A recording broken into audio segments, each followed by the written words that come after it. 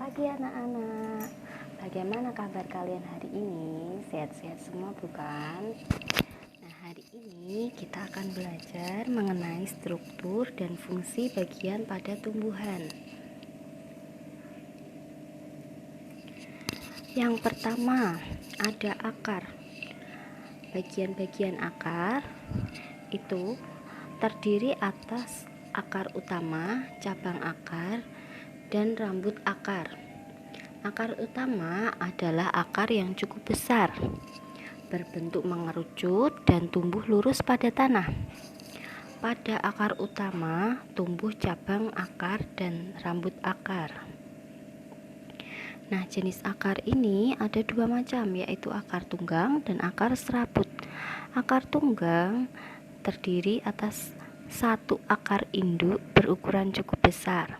Pada bagian akar induk tumbuh akar cabang dengan ukuran yang lebih kecil. Tanaman yang memiliki akar tunggang umumnya adalah golongan dikotil atau biji berkeping dua.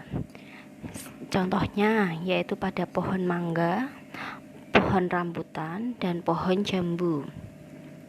Lalu akar serabut bentuknya berukuran kecil, tidak memiliki akar utama sehingga ukurannya relatif sama. Tanaman yang memiliki akar tunggang umumnya adalah golongan monokotil atau biji berkeping satu.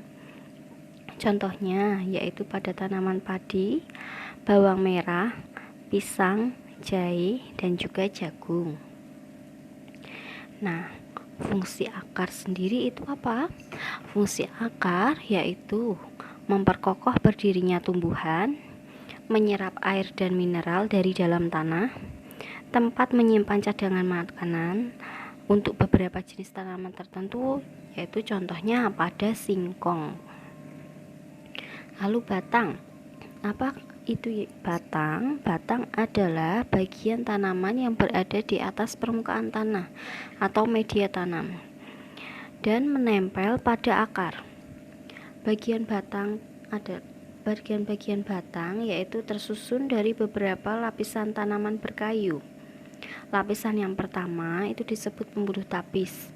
Fungsinya mengangkut hasil fotosintesis ke semua bagian tumbuhan. Di dalam pembuluh tapis terdapat lapisan kambium berlendir. Bagian dalam lapisan kambium terdapat pembuluh kayu. Gunanya untuk mengangkut air dan mineral yang diserap oleh akar menuju ke daun. Nah, jenis batang sendiri dibedakan berdasarkan kandungan kambiumnya. Ada batang yang berkambium dan ada yang tidak berkambium.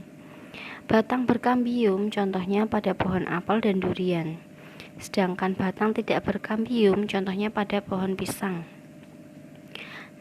Fungsi batang bagi tumbuhan yaitu sebagai penyongkong tubuh tumbuhan, sebagai tempat tumbuhnya bunga, daun, dan buah, mengangkut air dan mineral yang diserap oleh akar ke daun, menyebarkan makanan dari daun ke semua bagian tumbuhan, sebagai tempat menyimpan cadangan makanan.